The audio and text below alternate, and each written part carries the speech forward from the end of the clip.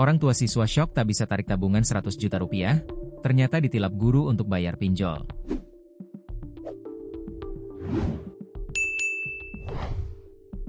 Tingkah oknum guru SD yang membuat orang tua siswa kebingungan.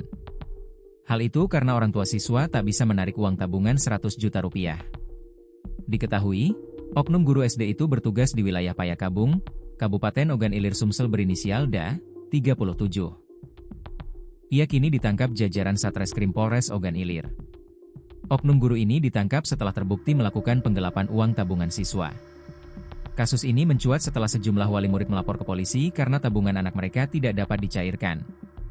Kapolres Ogan Ilir melalui Kasatreskrim AKP Muhammad Ilham membenarkan penangkapan tersebut.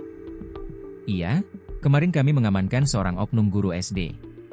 Saat ini yang bersangkutan telah ditetapkan sebagai tersangka, ujar Ilham saat dikonfirmasi oleh sripoku.com dan tribunsumsel.com, Senin, 30 Juni 2025. Dalam pemeriksaan awal, tersangka mengaku telah menggelapkan uang tabungan siswa senilai lebih dari 100 juta rupiah.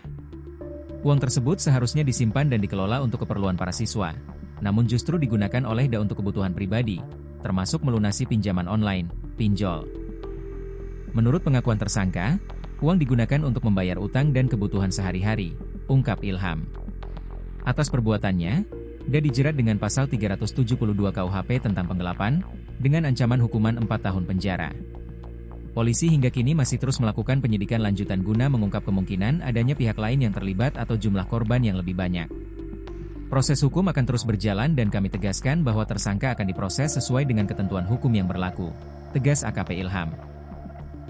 Kasus ini menyita perhatian masyarakat dan menimbulkan keresahan di kalangan orang tua murid, yang mengaku kecewa karena dana pendidikan anak-anak mereka justru disalahgunakan oleh oknum yang seharusnya menjadi panutan.